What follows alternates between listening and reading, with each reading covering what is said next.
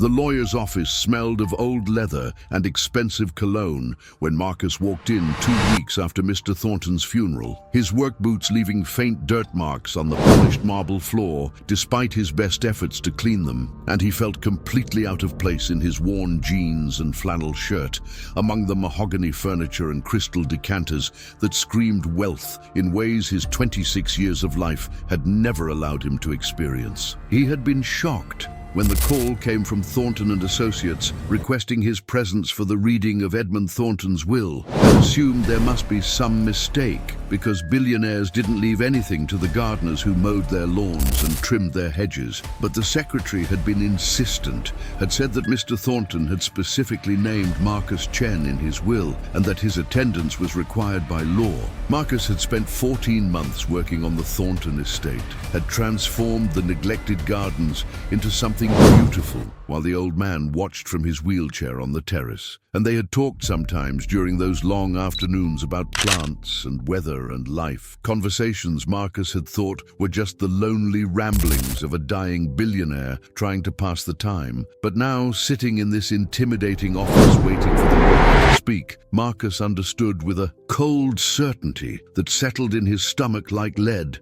that Edmund Thornton had been saying goodbye in the only way he knew how, and that whatever the lawyer was about to reveal would shatter everything Marcus thought he understood about who he was and where he came from. Marcus had stumbled into gardening by accident 3 years ago when he was 23 and desperate for work that paid cash and didn't ask too many questions about immigration status or documentation, and he had discovered that he was good with plants in ways that surprised him, had an instinct for what would thrive in particular soil and light conditions, could look at a neglected garden and see its potential the way some people could look at a blank canvas and envision a painting. He had started with small residential jobs, mowing lawns and pulling weeds for homeowners who paid him $20 an hour under the table, and he had built a modest client base through word of mouth and hard work, people recommending him to their neighbors because he was reliable and thorough and charged less than the established landscaping companies. The Thornton estate had been his biggest job by far. 15 acres of property on the edge of the city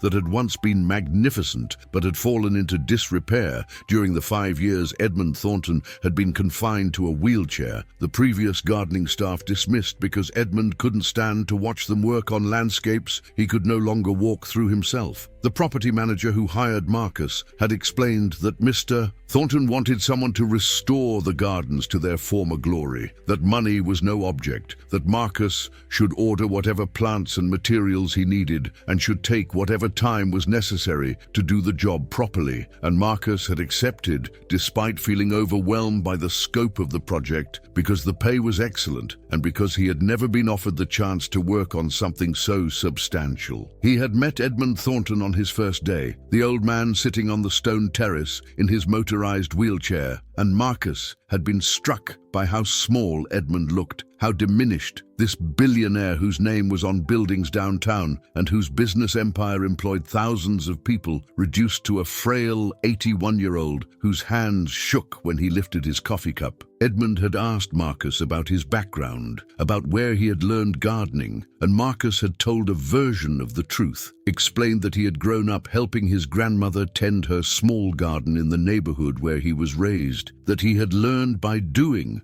rather than through formal education, and that he believed gardens were about creating beauty in spaces that had been neglected or forgotten. Edmund had looked at him with sharp grey eyes that suggested his mind was intact, even if his body had failed him, and he had told Marcus that he liked that philosophy, that he himself had spent his life building things in spaces where others saw only wasteland, and that he expected Marcus to approach the Thornton Gardens with the same ambition and vision that Edmund had brought to his business ventures. The old man had said he would be watching the progress from the terrace, that he had nothing but time now that retirement and illness had reduced his world to this estate, and that he looked forward to seeing what Marcus would create. Over the following 14 months, Marcus had worked 6 days a week, transforming the Thornton Gardens, had researched historical photographs of the property to understand what Edmund's late wife Catherine had originally designed in the 1970s,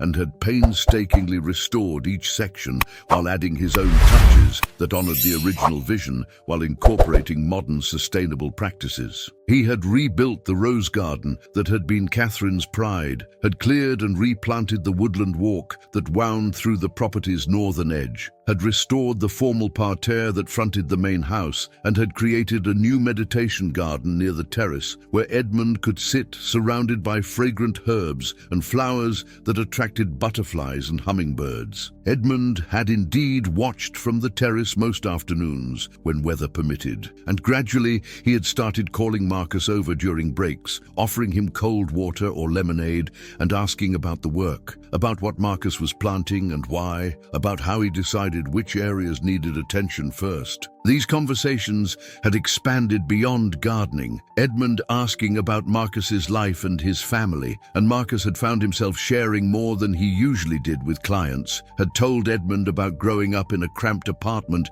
with his grandmother and his mother, about never knowing his father, about dropping out of community college when his grandmother got sick and he needed to work full-time to help with medical bills, about the dreams he'd had once of becoming a landscape architect. That had seemed increasingly impossible as life demanded immediate survival over long-term planning. Edmund had listened with an intensity that Marcus found both flattering and slightly unsettling, the old man asking follow-up questions that suggested he was actually paying attention rather than just making polite conversation, and sometimes Edmund would sit in silence for long stretches, just watching Marcus work, his expression unreadable but his presence somehow comforting rather than intrusive. Marcus had learned things about Edmund too during these conversations, had learned that he had built his fortune in commercial real estate development, that he had been married to Catherine for 47 years before she died of cancer 8 years ago, that they had tried to have children but Catherine had suffered multiple miscarriages, and they had eventually accepted that their family would be just the two of them. Edmund had talked about Catherine often, about how much he missed her, about how the garden had been her domain and his business had been his,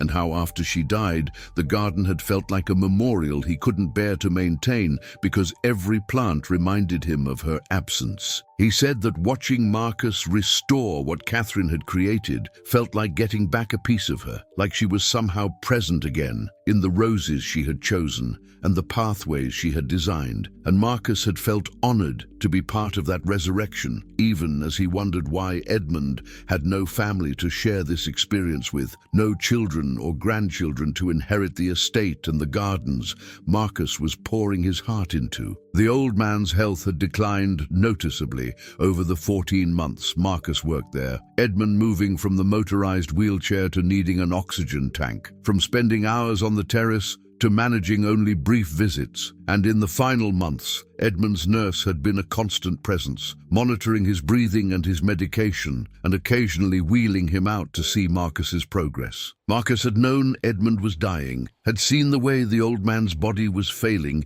even as his mind remained sharp, and he had worked faster, had wanted to finish the major restoration before Edmund passed, so the billionaire could see the complete vision one final time. 3 weeks before Edmund died, Marcus had finished the last section of the garden, had planted the final flowers in the meditation space near the terrace, and he had asked the nurse if Edmund was well enough to come outside for a final tour. She had been hesitant, but Edmund had insisted, and Marcus had pushed the wheelchair slowly through every section of the restored gardens, describing what he had done and why, pointing out plants that would bloom in different seasons so there would always be color and life. And Edmund had cried, actual tears streaming down his weathered face, and he had gripped Marcus's hand with surprising strength and had told him that Catherine would have loved what he had created, that Marcus had given him a gift he could never adequately repay. 2 days later, Edmund had asked Marcus to come to his study, a room Marcus had never entered before, and the old man had seemed agitated, had said there were things Marcus needed to know, things Edmund should have told him months ago, but hadn't found the courage to say. But before Edmund could explain what he meant, his breathing had become labored, and the nurse had rushed in and had insisted Edmund rest, and Marcus had left feeling confused and concerned, wondering what secret the old man had been trying to reveal. He had tried to visit again the next day, but Edmund had been too weak to receive visitors, and the day after that, the property manager had called to say that Edmund Thornton had passed away peacefully in his sleep, and that his funeral would be held at the cathedral downtown, with burial in the family plot beside Catherine. Marcus had attended the funeral feeling like an imposter, sitting in the back of the massive cathedral among hundreds of mourners who were business associates and society figures, and people who had known Edmund in contexts Marcus couldn't imagine, and he had listened to eulogies that painted a picture of a titan of industry and a philanthropist and a devoted husband, but that said nothing about the man who had sat on his terrace watching a young gardener restore his dead wife's creation while talking about life and loss and the things that mattered more than money. After the service, Marcus had approached the property manager to ask about final payment for his work, and the manager had seemed surprised, had said that everything would be handled through the estate, that Marcus should expect to hear from the lawyers, and Marcus had assumed this was just standard procedure for closing out accounts. But then, 2 weeks after the funeral, the call had come from Thornton and Associates, the formal request that Marcus Chen attend the reading of Edmund Thornton's will, and Marcus had felt his stomach drop because wealthy people didn't include their gardeners in their wills unless something unusual was happening, unless there was some complication or claim that needed to be addressed. He had worried that perhaps Edmund's family was contesting the amount Marcus had been paid, that they thought he had overcharged for the restoration work, and he had gathered his receipts and his records preparing to defend his billing. But now, sitting in this intimidating office with its expensive furniture and its air of old money and legal power, Marcus understood that whatever was about to happen was bigger than a dispute over invoices. The lawyer who finally entered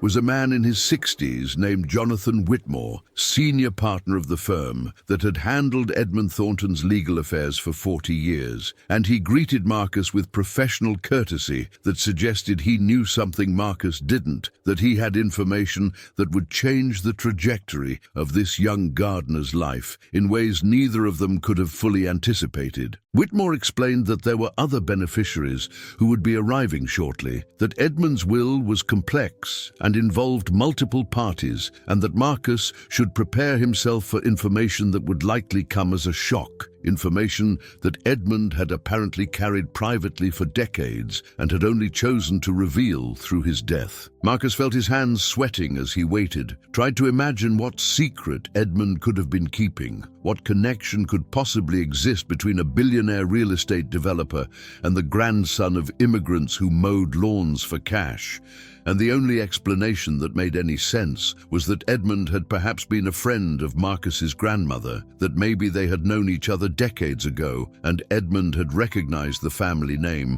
and had hired Marcus out of some sense of obligation or nostalgia. But that theory felt thin, didn't explain the intensity of Edmund's attention over 14 months, didn't account for the tears the old man had shed or the urgent conversation he had tried to have 2 days before his death. The door opened and 3 people entered, 2 men and a woman, all in their 50s, and all carrying themselves with the confidence that came from lives lived with financial security and social position. And they looked at Marcus with expressions ranging from curiosity to hostility, clearly wondering what this young man in work clothes was doing in an office where Edmund Thornton's estate was about to be divided. Whitmore introduced them as representatives of Edmund's business interests and his charitable foundation, executors who would oversee the distribution of an estate worth approximately $2.8 billion, and Marcus felt his breath catch because he hadn't fully understood just how wealthy Edmund had been, hadn't grasped the magnitude magnitude of the fortune that was about to be discussed. Before the story continues, tell me in the comments, what do you think the connection is between the billionaire and the gardener? A hidden family secret, a debt from the past, or something else? I need to know what you're thinking. And if you want to find out what the lawyer reveals, subscribe now, because this story takes a turn no one expects, and I want you here when the truth comes out. Jonathan Whitmore waited until everyone was seated around the large conference table before beginning, his expression carefully neutral in the way lawyers learn to be when delivering information that would cause emotional reactions. And he explained that Edmund Thornton's will was unusual in several respects, that it contained provisions that would surprise everyone present, and that he asked for patience as he worked through the document systematically so that all parties understood the full scope of Edmund's final wishes. The three executors sat on one side of the table, looking like they had already reviewed the will and were simply waiting for the formalities to conclude, while Marcus sat alone on the other side, feeling increasingly certain that he was about to be told something that would fundamentally alter his understanding of his own life. Whitmore began with the standard provisions, explaining that Edmund had left substantial endowments to various charities and institutions, that his business holdings would be transferred to a trust managed by the executors, that his properties would be sold with proceeds distributed according to specific instructions, and the executors nodded along as if this was all expected and unremarkable. But then the lawyer paused, shuffled his papers in a way that seemed deliberately theatrical, and said that Edmund had also made very specific personal bequests, provisions that required explanation and context, and that he wanted to start by reading a letter Edmund had written to be shared at this moment. A letter that would clarify his reasoning for decisions that might otherwise seem incomprehensible. The letter was dated 3 months before Edmund's death, written during a period when he had been lucid and his hands had still been steady enough to write, and Whitmore read it in Edmund's voice, the words carrying an emotional weight that made the formal legal setting feel inadequate. Edmund wrote that he was a man who had built an empire but had failed at the most important project of his life, which was creating a family, that he and Catherine had desperately wanted children, but that biology and fate had conspired against them, and that this failure had haunted him throughout his marriage and had become unbearable after Catherine died, and he realized he would leave behind buildings and money, but no one who carried his blood, no continuation of the line that ended with him. But Edmund's letter explained that this belief had been based on incomplete information, that 6 months before his death, he had been contacted by a genealogical research company he had hired years earlier to explore his family tree, and they had discovered something extraordinary, had found documentation suggesting that Edmund had a biological son he had never known about, a child born in 1972 from a brief relationship before he married Catherine. The letter explained that Edmund had been 28 years old and focused entirely on building his first major development project, had been dating a woman named Lin Chen, who worked as a waitress at the restaurant where he ate lunch daily, and their relationship had been passionate but brief, ending when Edmund realized he was falling in love with Catherine, whom he had met through business connections. Edmund wrote that he had broken things off with Lin honorably, or so he thought, had told her honestly that he had met someone else and that he needed to pursue that relationship. And Lin had accepted this with grace and had wished him well, and Edmund had assumed that was the end of their story. But the genealogical research had uncovered that Lin had been pregnant when they broke up, had discovered she was carrying Edmund's child only after he was already engaged to Catherine, and that Lin had made the decision not to tell him, had chosen to raise the child alone rather than disrupt Edmund's life or force him into obligations he hadn't chosen. The letter continued with Edmund explaining that Lin had given birth to a son in late 1972, had named him David Chen, and had raised him by herself while working multiple jobs to keep them housed and fed. Lynn had never married, had never sought child support, had apparently told David that his father had died before he was born, rather than explaining that his father was alive and wealthy and building an empire across town, and she had created a life for them that was modest but stable, that was defined by her fierce love and determination rather than by resentment or bitterness about the man who didn't know his son existed. Marcus felt the room spinning as he listened to Whitmore read Edmund's words, felt pieces of his own history clicking into place in ways that seemed impossible, but that explained so much. And he thought about his grandmother Lynn, who had raised him after his mother died, who had told him stories about his grandfather David,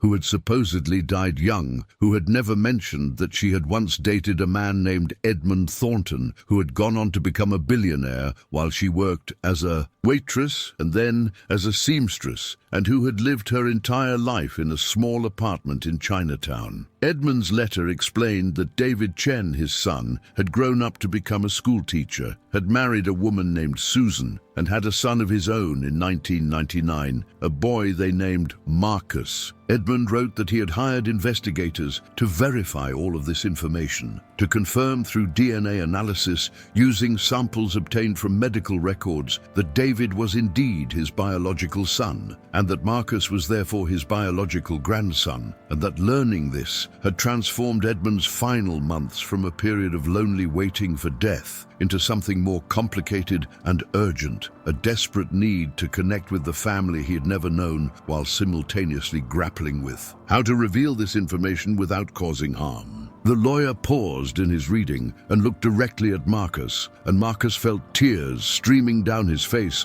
though he wasn't sure if they were tears of shock or grief or anger or some combination of all three. And Whitmore said gently that he understood this was overwhelming, that learning you were the grandson of a billionaire you had been working for without knowing the connection was a lot to process, but that there was more to Edmund's letter that Marcus needed to hear. The three executors were looking at Marcus with new interest now, clearly calculating what this revelation meant for the estate distribution, and Marcus wanted to scream at them to stop looking at him like he was a financial problem to be solved, but he stayed silent and waited for Whitmore to continue. Edmund's letter explained that he had struggled with how to handle the discovery of his son and grandson, had spent weeks consulting with lawyers and therapists trying to determine the right course of action, and had ultimately decided that the most important thing was to know them, to have some kind of relationship, even if they never learned who he really was. He had arranged through intermediaries for Marcus to be recommended for the garden restoration project, had structured it so that Marcus wouldn't know the job had been engineered specifically for him, and had spent 14 months watching his grandson work and talking with him and learning who Marcus was as a person rather than as an unexpected heir. But Edmund also wrote that he had discovered his son David had died 3 years earlier, had passed away from a sudden heart attack at age 49, and that this news had been devastating, had meant that Edmund would never get to meet his son, would never get to apologize to Lynn for abandoning her unknowingly, would never get to acknowledge David as his child. The letter explained that Lynn had also died, had passed away just 6 months before Edmund discovered the connection, and that this meant the only living link to Edmund's hidden family was Marcus, the grandson, who had no idea he was working for his biological grandfather, who thought his family history was one of hardship and working-class struggle, when in fact half his DNA came from one of the wealthiest men in the state. Edmund wrote that he had tried to tell Marcus the truth during their final conversation, had called him to the study with the intention of revealing everything, but that his courage had failed him at the last moment, that he had been afraid Marcus would feel used or betrayed, that he had worried the revelation would destroy the genuine connection they had built over 14 months. He had also been afraid, he admitted,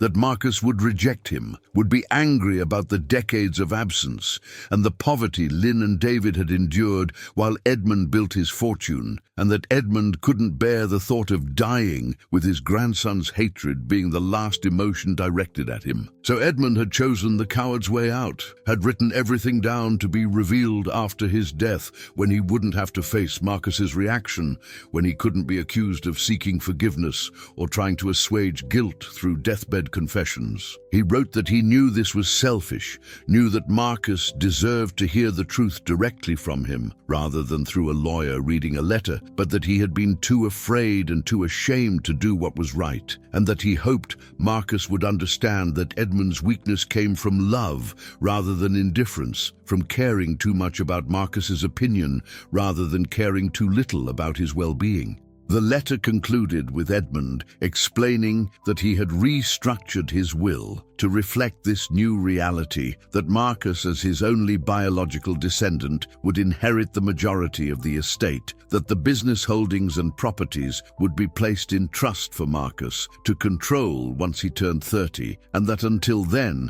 the executors would manage everything while providing Marcus with substantial financial support and educational opportunities. Edmund wrote that he hoped Marcus would use the inheritance to build something meaningful, to honor Lynn's and David's memories by living a life that was both comfortable and purposeful, and that he hoped the restored gardens would serve as a reminder that beautiful things could grow from neglected ground if someone cared enough to tend them properly. Whitmore finished reading and set the letter down, and the silence in the room was absolute, broken only by Marcus's ragged breathing as he tried to process what he had just heard. And the lawyer explained that Edmund's estate had been valued at $2.8 billion, that after charitable bequests and specific provisions, approximately $2 billion would be held in trust for Marcus Chen, and that this made Marcus one of the youngest billionaire heirs in the country, though he wouldn't have full control of the assets until his 30th birthday, 4 years from now. Marcus couldn't speak, couldn't find words adequate to the magnitude of what was happening, and he thought about the 14 months he'd spent working on Edmund's gardens, the conversations they had shared, the tears the old man had shed when Marcus showed him the completed restoration, and he understood now that every interaction had been weighted with meanings he hadn't grasped, that Edmund had been saying goodbye to his grandson, had been watching his genetic legacy tend plants and create beauty, and had been trying to know him in the only way his fear would allow. One of the executors, a woman named Margaret Pierce, who ran Edmund's charitable foundation, spoke for the first time and asked the question that was clearly on all their minds, which was whether Marcus had known about his connection to Edmund, whether he had been aware when he took the gardening job that his employer was his biological grandfather, whether any of his interactions with Edmund had been calculated to position himself for an inheritance. Marcus found his voice and said no, said it emphatically, explained that his grandmother Lynn had told him his grandfather was dead, that he had no idea Edmund Thornton was his biological grandfather until this moment, that he had taken the gardening job because it paid well, and because he needed work, and because he loved working with plants. But even as he said this, Marcus felt anger building in his chest, anger at Edmund for the years of deception, for hiring him under false pretenses, for watching him work and talk and share his life without having the courage to reveal the truth, for dying and leaving Marcus to learn about their connection through a lawyer reading a letter in a conference room. He felt anger at his grandmother Lynn for keeping the secret, for telling him his grandfather was dead when he had actually been alive and wealthy and could have helped them during the difficult years after David died, and he felt anger at the unfairness of learning you had a grandfather only after losing him, of discovering you were heir to billions only after the person who could explain everything was gone. Margaret Pierce seemed to sense his anger and said gently that she understood this was a shock, that Edmund had anticipated Marcus would have complicated feelings about the revelation and the inheritance, and that Edmund had left additional resources to help Marcus navigate this transition, including access to therapists and financial advisors and lawyers who could help him understand his new position and make informed decisions about his future. She explained that the trust was structured to provide Marcus with a generous monthly allowance immediately, enough to live comfortably while pursuing education or career development, and that he would have increasing access to the principal as he demonstrated responsible financial management. Another executor, a man named Robert Harrison, who managed Edmund's business holdings,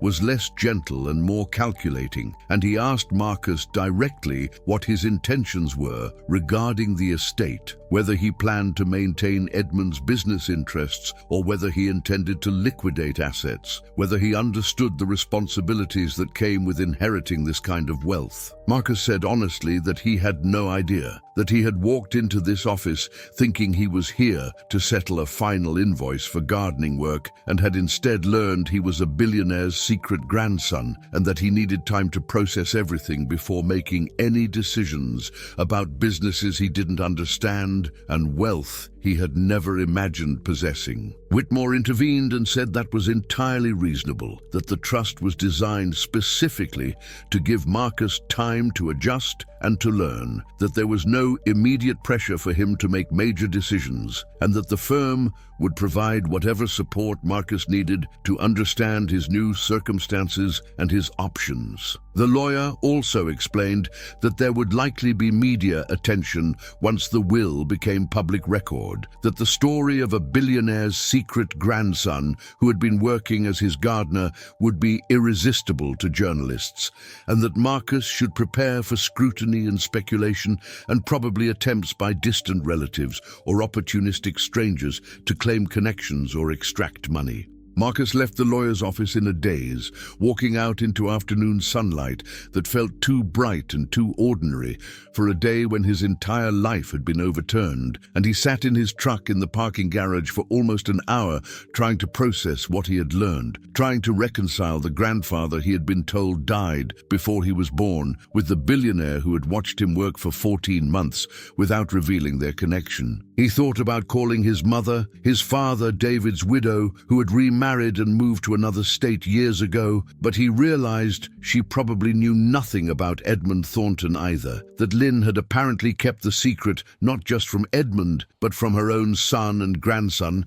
had taken it to her grave along with whatever feelings she had about the man who had loved her briefly, and then moved on to build an empire. His phone buzzed with a text from the property manager asking if he was available to discuss the ongoing maintenance of the Thornton estate gardens, and Marcus almost laughed at the absurdity of it. The idea that he should continue being paid to maintain gardens that were now technically his own property, that were part of an estate worth billions that he had inherited without knowing he was in line to inherit anything. He responded that he needed some time, that he would be in touch when he was ready, and then he turned off his phone because he couldn't handle any more information, couldn't process any additional complications when his mind was still trying to accept the basic fact that he was Edmund Thornton's grandson. He drove aimlessly for hours, found himself eventually at the apartment complex where he had grown up, the low-income housing where his grandmother Lynn had raised him after his father died, and he sat in the parking lot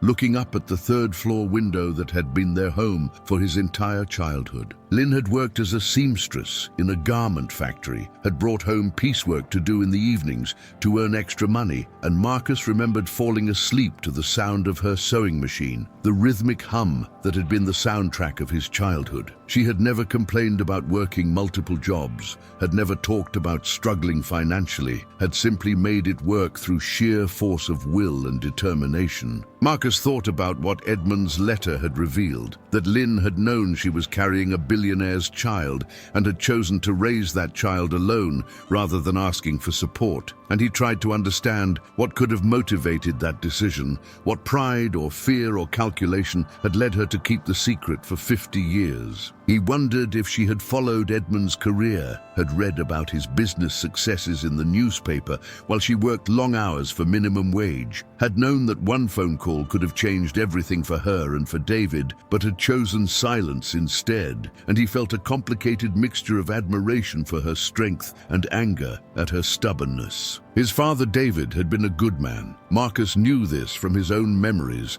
and from the stories people told. A schoolteacher who had been devoted to his students and his family, who had never seemed bitter about his modest income or his working-class circumstances, who had apparently died without ever knowing that his biological father was one of the wealthiest men in the state. Marcus thought about the heart attack that had killed David at 49, wondered if stress from overwork and financial pressure had contributed to his death, wondered if his father would still be alive if he had grown up with access to wealth and health care,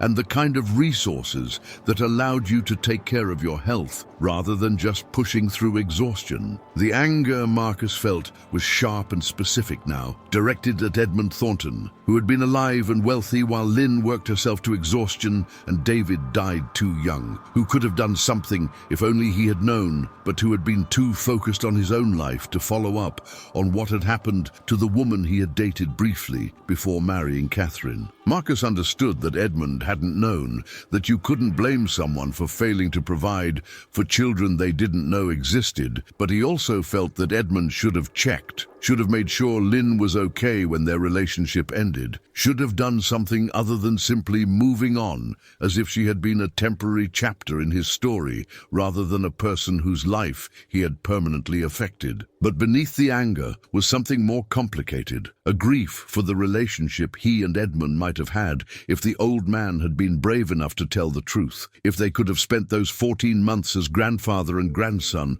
rather than as employer and employee. And Marcus thought about all the conversations they had shared where Edmund must have been desperate to acknowledge their connection but had been too afraid to speak. He thought about Edmund crying when he saw the completed gardens, realized now that those tears had been about more than just remembering Catherine, had been about watching his grandson create beauty and knowing he would die without ever telling Marcus who he really was. Marcus's phone had 17 missed calls and dozens of text messages when he finally turned it back on hours later, most from numbers he didn't recognize, but some from friends asking if he had seen the news, if it was true what they were reporting, and Marcus opened his news app with dread and found the story already everywhere, headlines screaming about the billionaire's secret heir, about the gardener who inherited a fortune, about Edmund Thornton's hidden family emerging only after his death. The articles had photos of Marcus that had apparently been pulled from social media, pictures of him working in gardens and hanging out with friends, and they had photos of Edmund and of the Thornton estate, and they were already speculating about why Edmund had kept the relationship secret and whether there would be legal challenges to the will. The media attention was worse than Whitmore had warned it would be. Reporters calling Marcus's number, which they had apparently obtained through public records or through sources at the lawyer's office, and when Marcus tried to go home to his apartment, he found news vans parked outside and journalists waiting to ambush him with questions about his relationship with Edmund and his plans for the inheritance. He turned around and drove to his friend Carlos's apartment instead, called ahead to warn him about the media situation, and Carlos let him in through the back entrance and gave him beer and let him sit in stunned silence for a while before asking the obvious questions. Carlos wanted to know if it was true, if Marcus was really Edmund Thornton's grandson and heir, and Marcus explained everything, told him about the letter and the revelation and the $2 billion being held in trust, and Carlos reacted with the appropriate shock and excitement, and then the more thoughtful questions about what this meant for Marcus's future, whether he would continue gardening or whether he would step into some kind of management role in Edmund's business empire. Marcus said he had no idea, said he had never even considered the possibility of inheriting wealth, had always assumed he would work manual labor jobs for the rest of his life and would be lucky if he could save enough to eventually afford a house. Carlos asked what Marcus's grandmother had been like, whether she had ever seemed like someone who would keep such a massive secret, and Marcus thought about Lynn and realized he had probably never really known her, had known the grandmother who made him soup when he was sick and who attended his school events and who hugged him goodnight, but had not known the young woman who had dated a future billionaire and had chosen to raise his child alone rather than complicate his life. He wondered if Lynn had regretted that choice, if she had sometimes looked at Edmund's name in the newspaper and thought about what might have been different if she had told him about David, or whether she had been satisfied with the life she built proud of raising a son and grandson who were kind and hardworking, even if they were never wealthy. The next morning, Marcus received a call from Margaret Pierce, the executor who ran Edmund's charitable foundation, asking if they could meet somewhere private to discuss the practical aspects of the inheritance and to help Marcus start making sense of his new situation. She suggested her office would be more secure than trying to meet in public, where reporters might intercept them, and Marcus agreed. And when he arrived, she greeted him with a warmth that seemed genuine rather than the professional courtesy most of the lawyers and executors had shown. She explained that she had worked closely with Edmund for 20 years, that she had known him as well as anyone did, and that she wanted to help Marcus understand who his grandfather had really been beyond the public image or the letter he had left. Margaret told Marcus things about Edmund that the letter hadn't covered, explained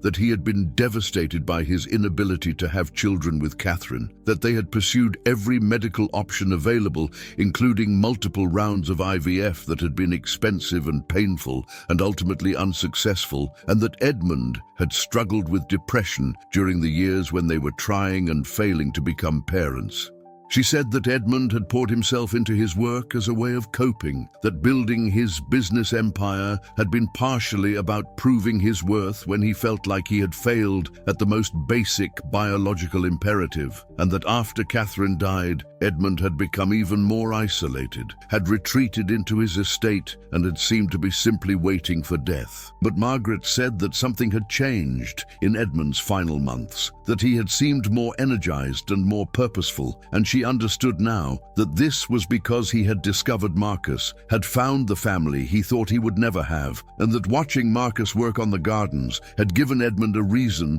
to get up each day and to hope that his legacy would be more than just buildings and money. She said Edmund had talked about Marcus constantly during their meetings, had praised his work ethic and his creativity and his obvious love for the gardens, and she had thought Edmund had simply become attached to his gardener in the way lonely elderly people sometimes did. But now she understood it had been a grandfather's pride in his grandson, even if that pride couldn't be spoken aloud. Margaret also explained practical matters, walked Marcus through how the trust was structured and what resources would be available to him immediately, and she helped him understand that he didn't have to make any major decisions right away, that the trust was designed specifically to protect him from being overwhelmed while he learned how to manage wealth and understand the businesses he now technically owned. She said that Edmund had left detailed instructions about how Marcus should be educated and supported, had essentially created a blueprint for transforming a gardener into someone capable of running a business empire, and that Marcus should take advantage of these resources rather than trying to figure everything out alone. But she also warned him that there would be people who would try to take advantage of his inexperience and his sudden wealth, people who would present themselves as advisors or friends, but who were really opportunists looking for access to his money, and that he needed to be careful about who he trusted and who he allowed into his life. Margaret said she would help him navigate these challenges, that Edmund had specifically asked her to look out for Marcus and to make sure he wasn't exploited or manipulated, and that she took that responsibility seriously, both because Edmund had asked and because she genuinely believed Marcus deserved support as he adjusted to circumstances he had never asked for. Marcus asked Margaret if she thought Edmund had been right to keep the secret, if she believed hiding the truth for 14 months had been justified, and Margaret was quiet for a long moment before answering. She said that Edmund had struggled with that question constantly, had consulted with her and with therapists about what to do, and that everyone had advised him to tell Marcus the truth immediately, but that Edmund had been terrified of rejection, had been afraid that Marcus would see him as an interloper trying to buy affection through inheritance, rather than as a grandfather who genuinely wanted to know his grandson. Margaret said she thought Edmund had been wrong to keep the secret, that Marcus deserved to know who he was working for and what their relationship really was, but that she also understood Edmund's fear. understood that he had already lost so much in his life and couldn't bear the thought of losing the grandson he had just discovered. The conversation with Margaret helped Marcus feel slightly less adrift, gave him at least some sense of what came next and who he could trust to help him navigate this impossible situation. But it didn't resolve the fundamental anger and grief he felt about Edmund's deception. That evening, Marcus drove to the cemetery where Edmund had been buried beside Catherine, found the grave with its simple but expensive headstone, and he stood there for a long time thinking about everything he wanted to say to the grandfather he had never known he had. He wanted to yell at Edmund for being a coward, for dying before explaining himself, for leaving Marcus to figure out how to feel about their relationship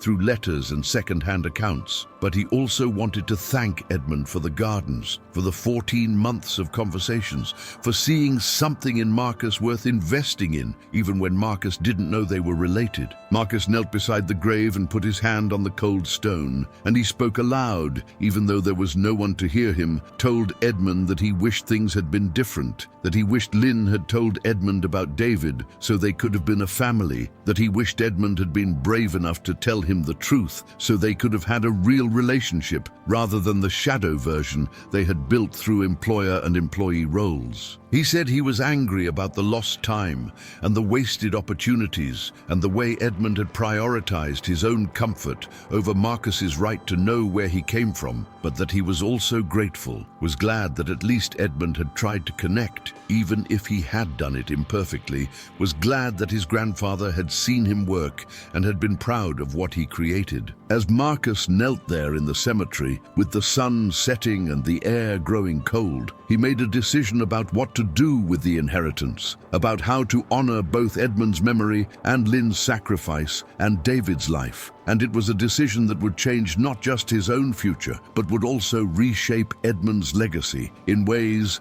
the old man had probably never imagined. Marcus stood and brushed the grass from his knees and took one last look at Edmund's grave, and he spoke a promise that he intended to keep regardless of how difficult it became. The legal challenges came faster than anyone expected. Distant relatives Marcus had never heard of emerging from obscurity to contest Edmund's will, claiming that the old man had been senile or manipulated, that Marcus must have known about the connection and had deliberately cultivated Edmund's affection to secure an inheritance, and that a gardener with no business experience couldn't possibly be the appropriate heir to a business empire worth billions. The lawsuits were filed by cousins and nephews and people who shared the Thornton name, but who Edmund had apparently never been close to, people who had expected to inherit something when he died and who were furious to discover that almost everything was going to a grandson they hadn't known existed. Marcus hired his own legal team, recommended by Whitmore and paid for by the estate, and they explained that the challenges were expected but ultimately futile, that Edmund had been extensively evaluated by doctors in his final months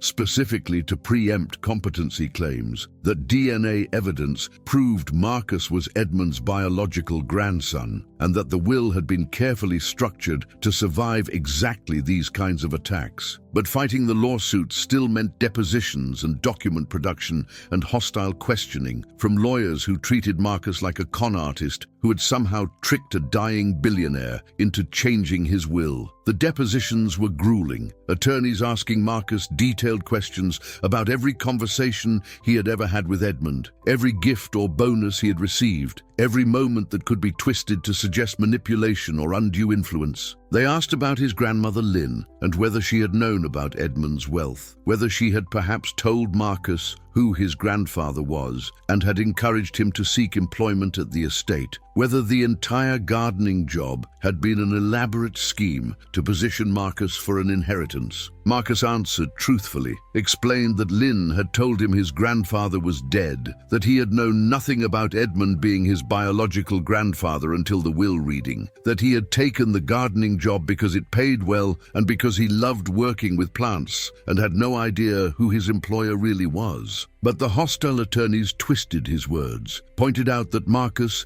had spent 14 months building a relationship with Edmund, that he had shared personal information and had accepted the old man's attention and had clearly positioned himself as more than just an employee. They suggested that even if Marcus hadn't known consciously about the connection, he must have sensed something, must have intuited that Edmund's interest was more than just an employer being friendly, and that he had exploited that interest whether or not he understood its source. Marcus's own attorneys objected to these characterizations, pointed out that being kind to a lonely elderly client was not evidence of manipulation, but the damage was done, the insinuations planted in the record that would be reviewed by judges deciding whether to uphold Edmund's will. The media coverage intensified as the legal battles progressed, journalists digging into Marcus's background and Lynn's history, finding people who had known them and interviewing them about whether Lynn had ever mentioned Edmund Thornton or had seemed like someone keeping a massive secret. They found one of Lynn's former co-workers who said Lynn had been secretive about Marcus's grandfather, had always changed the subject when people asked about him, and this was presented as evidence that Lynn had known about Edmund's wealth and had been planning for decades to somehow extract money from him. The fact that Lynn had never contacted Edmund or asked for anything was explained away as a long-term strategy, a plan to wait until Edmund was elderly and vulnerable before making claims through her grandson. Marcus stopped reading the news coverage because it was making him physically sick. The way strangers felt entitled to speculate about his grandmother's character and his own motives. The way complicated family history was being reduced to narratives of greed and deception. His friends rallied around him, Carlos and others from his old life, showing up at his apartment and making sure he wasn't alone. But Marcus could feel them treating him differently now, could sense that the revelation of his wealth had created a distance even with people who had known him for years. They were careful around him in ways they hadn't been before, self-conscious about suggesting activities that cost money,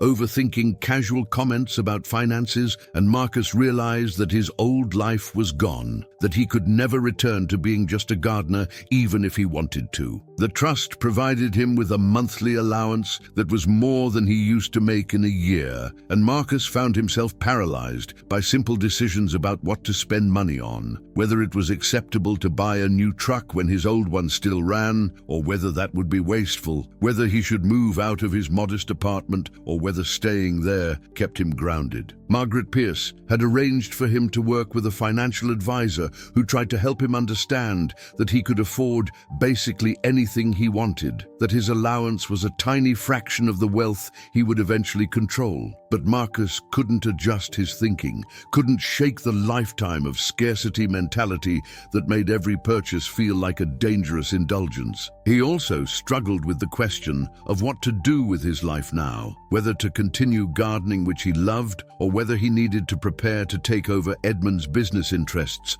when he turned 30. The trust documents indicated that Edmund had expected Marcus to pursue education, had set aside funds for tuition and living expenses if Marcus wanted to go to college or get an advanced degree, and Margaret suggested that studying business or landscape architecture might help Marcus feel more confident about his eventual role managing the estate. But Marcus resented the assumption that he needed to transform himself into someone different, someone more polished and educated and appropriate for the role of billionaire heir, when he had been fine with who he was before learning about the inheritance. 6 months into the legal battles, Marcus received an unexpected call from Catherine Thornton's sister, a woman named Elizabeth Warner, who had been close to Edmund and Catherine during their marriage, but who had apparently drifted away after Catherine's death. Elizabeth asked if she could meet with Marcus privately, said she had information about Edmund and Lynn that might help him understand the history better,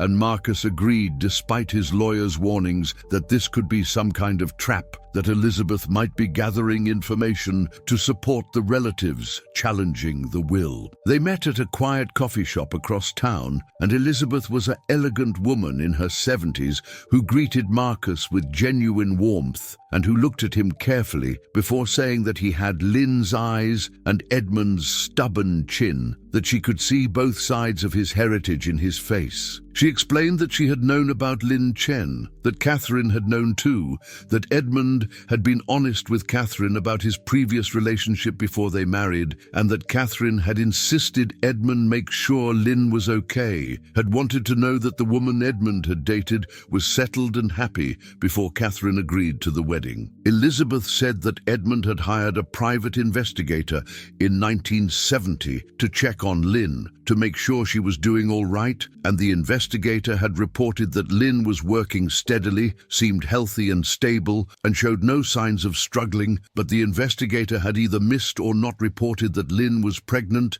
that she was 7 months along by the time Edmund checked on her, and so Edmund had married Catherine believing he had closed that chapter of his life responsibly, when in fact he had unknowingly abandoned a pregnant woman. Elizabeth said she had only learned this recently, when going through old papers Catherine had kept, had found the investigator's report, and had realized that if the timing was correct, Lin had been carrying Edmund's child when Edmund married Catherine. She had sat on this information for months, Elizabeth explained, unsure whether to reveal it or whether it would just cause more pain. But when she learned about the will and about Marcus being Edmund's grandson, she realized the information was relevant, that it explained why Lin had never contacted Edmund, that if the investigator had come around asking questions while she was visibly pregnant, she might have assumed Edmund knew and had decided not to help, might have interpreted his silence as rejection rather than ignorance. Elizabeth said she wanted Marcus to know this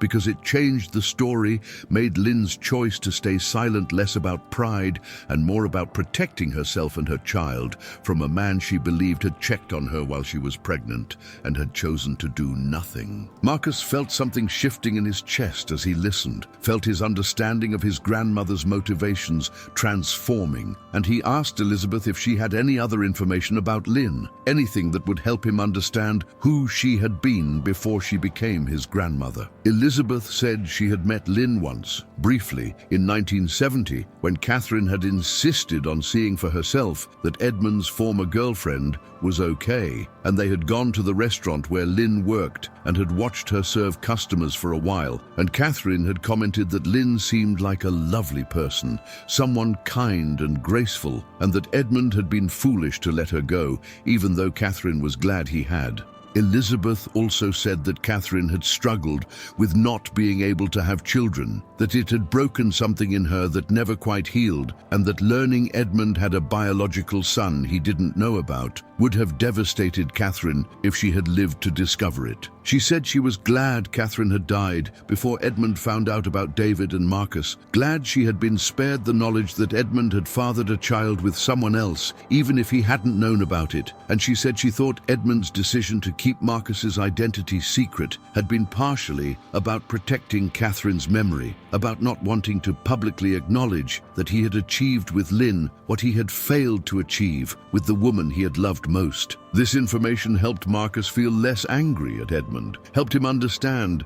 that the secrecy had been about more than just cowardice, that Edmund had been caught between wanting to know his grandson and wanting to protect Catherine's legacy and his own memory of their marriage. Elizabeth said she thought Edmund had been wrong to handle things the way he did, that Marcus deserved to know the truth from the beginning, but that she wanted Marcus to understand Edmund had been operating from love and grief rather than from simple selfishness or deception. She also told Marcus something that the lawyers hadn't mentioned, that Catherine had left her own will years before she died, and in it she had specified that if Edmund ever discovered he had biological children, those children should be provided for from her estate as well as from his, that she believed family was family regardless of the circumstances of birth, and that she would want Edmund's children cared for even if they came from relationships that predated their marriage. Elizabeth said this provision had been triggered by Marcus's existence, that technically he was inheriting not just from Edmund but also from Catherine, and that this meant the wealth he received was blessed by both of his biological grandparents, even though one had never known he existed and the other had discovered him too late to build a relationship. Marcus cried then, sitting in that coffee shop with this stranger who had known his grandparents, and Elizabeth held his hand and told him that he was loved, that Edmund and Catherine had both wanted children desperately and would have adored him if they had known about him, and that the inheritance was not charity or guilt money, but was the legacy that should have been his all along if circumstances had been different. She said she would testify on his behalf if the legal challenges went to trial, would tell the court about Edmund's character and his genuine desire to do right by his family, and that she believed the relatives contesting the will were motivated by greed rather than legitimate concern about Edmund's competency. The conversation with Elizabeth changed something fundamental in Marcus's approach to the inheritance and to his own future, helped him see that accepting Edmund's wealth wasn't betraying Lynn or David, but was actually honoring them, was claiming the support they should have received and using it to build the kind of life they would have wanted for him. He started thinking more seriously about education, about maybe going back to school to study landscape architecture or business management, about preparing himself to eventually take control of Edmund's companies and to reshape them in ways that reflected his values rather than just maintaining them as they were. He also started visiting the Thornton estate regularly again, walking through the gardens he had restored and thinking about what Edmund must have felt watching him work, and he decided that he wanted to transform the estate into something public, wanted to create a botanical garden and education center that would honor both Edmund and Catherine's love of beauty and Lynn and David's working-class values. Marcus worked with Margaret Pierce to develop this vision, to create a plan for opening the estate to the public while maintaining its beauty and its character. And Margaret said Edmund would have loved this idea, would have been proud that Marcus was using the inheritance to create something accessible to everyone, rather than just hoarding wealth behind private gates. The legal challenges eventually collapsed under the weight of Edmund's careful documentation and the DNA evidence and the testimony from people like Elizabeth, who had known Edmund well and who confirmed he had been competent and deliberate in his final decisions. The distant relatives settled for small payouts rather than continuing to fight a losing battle, and Marcus was confirmed as Edmund's legitimate heir with full legal standing. The media coverage shifted from skeptical speculation about a con artist gardener to more sympathetic stories about a young man thrust into wealth and handling it thoughtfully, and Marcus started getting interview requests from journalists who wanted to tell his story properly rather than just sensationalize it. 2 years after Edmund's death, Marcus stood at the entrance of what had been the Thornton estate and was now the Chen Thornton Botanical Gardens and Community Center, preparing for the official opening ceremony that would transform 15 acres of private wealth into public space, dedicated to beauty and education and opportunity. He had spent those 2 years working with architects and horticulturists and community organizers to create something that honored all the people who had shaped his life. His grandmother Lynn, who had taught him that beautiful things could grow anywhere if you cared for them properly, his father David, who had believed education was the path to better futures, and his grandfather Edmund, who had built an empire but had ultimately valued human connection more than commercial success. The gardens themselves had been expanded and enhanced, the restoration work Marcus had done as Edmund's employee now serving as the foundation for something larger and more ambitious, with new sections dedicated to plants from different regions and ecosystems, demonstration gardens showing sustainable urban agriculture techniques, and quiet meditation spaces where people could sit surrounded by beauty regardless of whether they could afford to own such beauty themselves. Marcus had insisted that admission be free, that the gardens be genuinely accessible to everyone, rather than just theoretically open, and he had endowed the operating budget generously enough that the center would never need to charge fees or turn people away. But the gardens were only part of what Marcus had created. The buildings that had once served as Edmund's private mansion now housed classrooms and workshops and exhibition spaces, programs teaching everything from basic horticulture to landscape design to business management for aspiring entrepreneurs. Marcus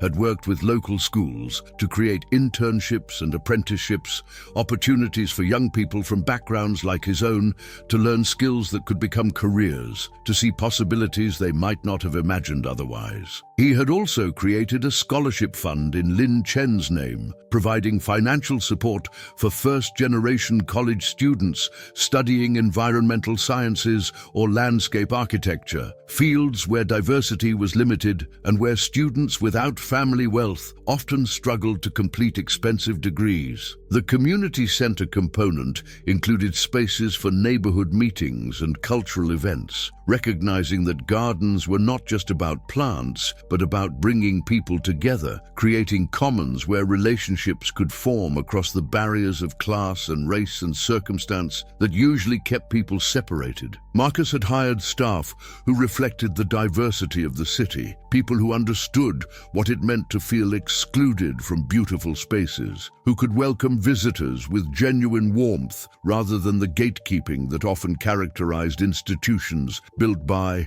and for the wealthy. Margaret Pierce had been instrumental in helping Marcus develop all of this, her experience running Edmund's charitable foundation proving invaluable as they navigated the complexities of creating a genuinely accessible public institution. She had also become something like family to Marcus, a connection to Edmund and Catherine that helped him feel less alone in navigating his new life. And she had shared stories and photographs that filled in his understanding of his grandparents and their relationship. Margaret would be speaking at today's opening ceremony, representing the foundation and Edmund's legacy, and Marcus was nervous about his own speech, about whether he could articulate what this place meant and why he had chosen to transform private wealth into public good. The attendance for the opening was larger than Marcus had anticipated, hundreds of people gathering to see what the mysterious heir had created with his inherited billions. Journalists and city officials and neighborhood residents, all curious about what would emerge from the 2 years of renovation and construction. Marcus saw faces he recognized, Carlos and other friends from his old life, co-workers from the various gardening jobs he had worked before discovering his connection to Edmund, teachers from the schools where David had taught who remembered his father and wanted to see what David's son had become. He also saw faces he didn't recognize, but that carried traces of familiarity, people who approached him tentatively and introduced themselves as distant relatives on Lin's side, members of the Chen family who had known his grandmother and who wanted to reconnect now that circumstances had changed. Marcus greeted them warmly but cautiously, aware that sudden interest from relatives could be motivated by many things, but he also felt genuinely curious about these connections to his grandmother's history, wanting to know more about who Lin had been before she became the woman raising a grandson alone. The ceremony began with Margaret Pierce speaking about Edmund Thornton's life and his unexpected discovery of his grandson, and she told the story with warmth and honesty, not hiding Edmund's mistakes or his cowardice, but emphasizing his genuine love for family and his desire to create something meaningful with his wealth. She explained that Edmund had always intended his fortune to serve public good eventually, that he and Catherine had discussed creating a foundation or endowment that would outlive them, and that Marcus's vision for the gardens and community center fulfilled that intention in ways Edmund would have been proud of, combining Edmund's resources with Marcus's values and Lin's spirit. Then Marcus spoke, standing at the podium with notes he had prepared but mostly speaking from his heart, and he talked about his grandmother Lin, who had worked her whole life and had taught him that dignity came from what you created and how you treated people, rather than from what you owned. He talked about his father David, who had died too young but who had shown him that teaching and service were worthy ways to spend a life, that helping others learn and grow was its own form of wealth. And he talked about Edmund, about the grandfather he had known for 14 months without understanding their connection, about conversations in gardens that had been more meaningful than either of them could acknowledge at the time. Marcus explained that he had initially been angry about the inheritance, had felt felt manipulated and betrayed by Edmund's secrecy, but that he had come to understand that families were complicated, that people made mistakes out of fear and love, and that the question wasn't whether Edmund had handled things perfectly, but whether Marcus could use what he had been given to create something that honored everyone involved. He said the gardens and the community center were his answer to that question, his attempt to take wealth that had been private and make it public, to transform resources that had served one family into resources that served the whole community. He also acknowledged the privilege and the absurdity of his situation, said he knew that inheriting billions was not something that happened to people like him, that the circumstances were extraordinary and unlikely, but that he hoped what he did with the inheritance would be ordinary in the best sense, would be the kind of thing anyone would do if they suddenly had resources, which was to share them and to create opportunities for others. Marcus said he didn't want to be celebrated as uniquely generous or visionary because this should be the baseline expectation for anyone with wealth, that the real question was why so many people with money chose to hoard it rather than circulating it back into communities. The speech was met with sustained applause, and afterward, people approached Marcus to thank him and to share their own stories. Elderly Chinese women who had known Lin from the garment factory, former students of David's who had gone on to become teachers themselves, inspired by his example, and neighbors from the area around the gardens who were excited about having a beautiful space to gather without having to pay admission. Marcus spoke with as many people as he could, collected stories about his grandmother and his father, and felt the gaps in his family history slowly filling in through the memories of strangers who had known the people he had lost. One conversation particularly moved him, an elderly man named Mr. Yang, who had worked alongside Lin at the garment factory, and who pulled Marcus aside to tell him something Lin had confided to him decades earlier. Mr. Yang explained that Lin had once told him she had loved someone when she was young, someone who had gone on to become very successful, and that she had been pregnant with his child when they broke up, but that she had chosen not to tell him because she had seen that he was building something important, and she didn't want to be the person who complicated his life. Mr. Yang said Lin had never expressed regret about this decision, had seemed to believe it was the right choice, even though it meant struggling alone, and that she had been proud of the son she raised and the grandson she helped raise, had told Mr. Yang repeatedly that David and Marcus were the best things she had ever created. This story gave Marcus a different perspective on Lin's silence, helped him understand it not as pride or stubbornness, but as a kind of gift, a deliberate choice to let Edmund have the life he wanted even at great cost to herself and her child. Marcus didn't know if this made Lin's decision right or wrong, didn't know if Edmund would have chosen differently if given the chance to know about David, but he understood that Lin had made the choice she thought was best and had lived with the consequences without complaint or bitterness, and that this kind of strength deserved recognition and honor. As the opening ceremony concluded and people began walking through the gardens, Marcus found himself alone for a moment near the meditation garden he had created, near where Edmund used to sit on the terrace. And he thought about the path that had led him here, from being a struggling gardener to being the steward of billions, from thinking he had no family to discovering he was connected to people who had shaped the city's history in both public and private ways. The journey had been disorienting and painful, and had forced him to reckon with questions about identity and responsibility, and what it meant to inherit not just wealth, but also the complicated stories that came with it. But standing in gardens he had created, knowing that tomorrow morning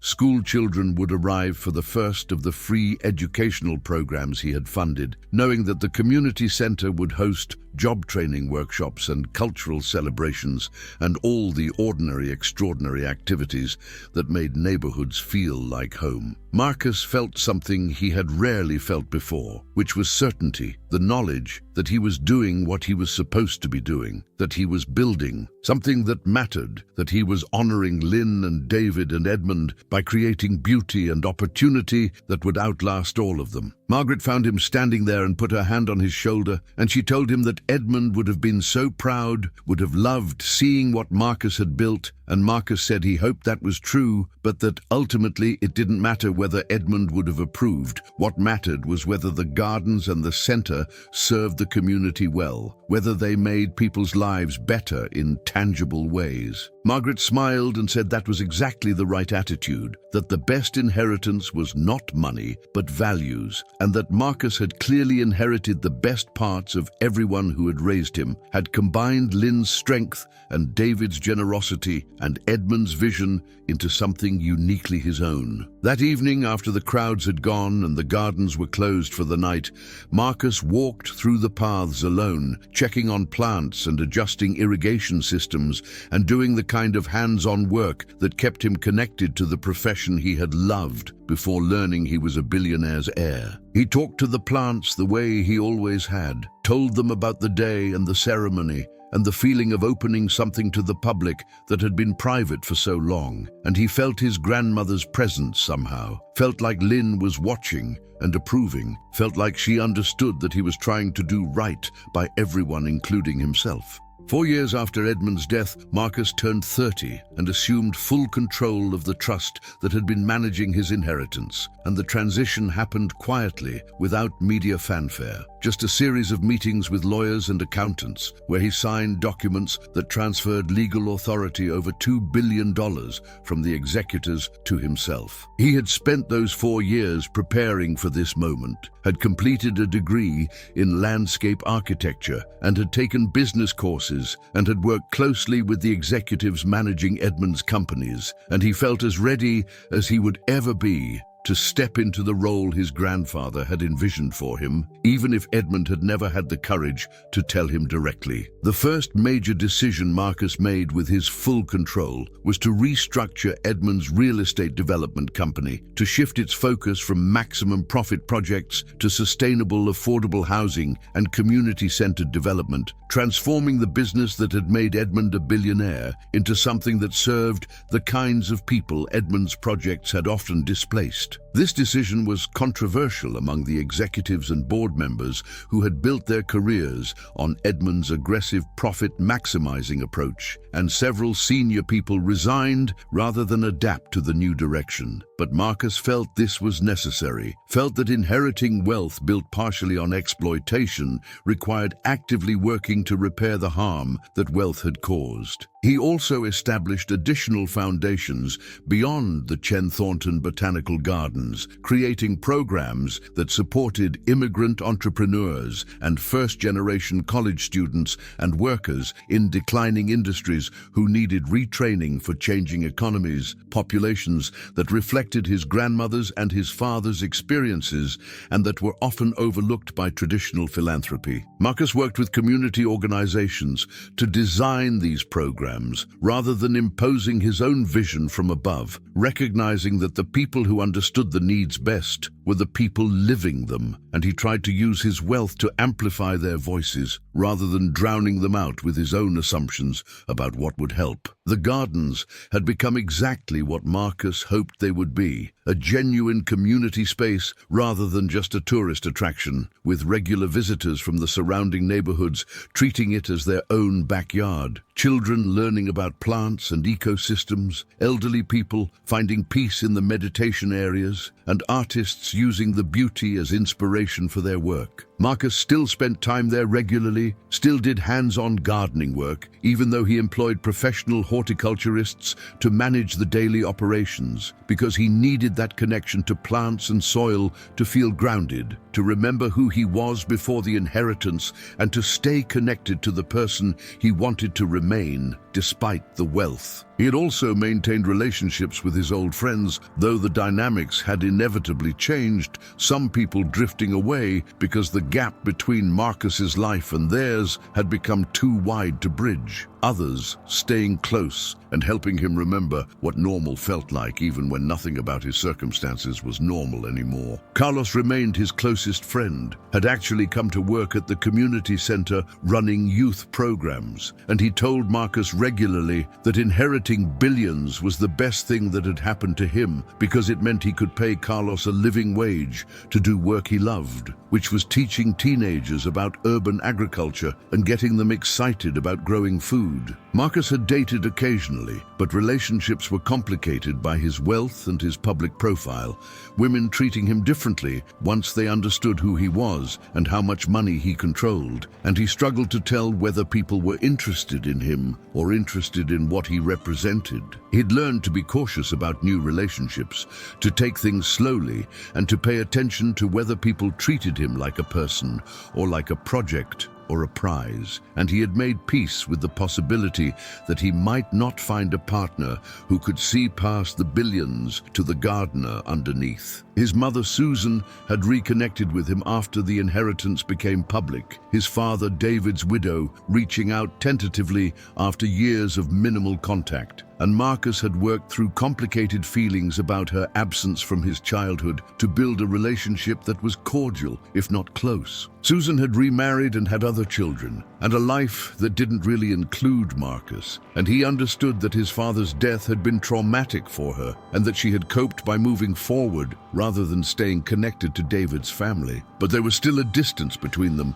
that probably wouldn't ever fully close. On the 5th anniversary of Edmund's death, Marcus organized a private memorial at the gardens, inviting the small group of people who had known Edmund personally and who had helped Marcus understand his grandfather beyond the public persona or the guilt-laden letter. Margaret Pierce was there, and Elizabeth Warner, who had shared Catherine's perspective, and Jonathan Whitmore, the lawyer who had delivered the impossible news that had changed Marcus's life, and a few others who had worked closely with Edmund and who had stories to share about the man behind the billionaire reputation. They gathered in the meditation garden at sunset, the space where Edmund used to sit and watch Marcus work without revealing their connection, and people shared memories and reflections about Edmund's character, his brilliance and his flaws, his capacity for both vision and cowardice, his love for Catherine, and his genuine desire to create something meaningful with his wealth,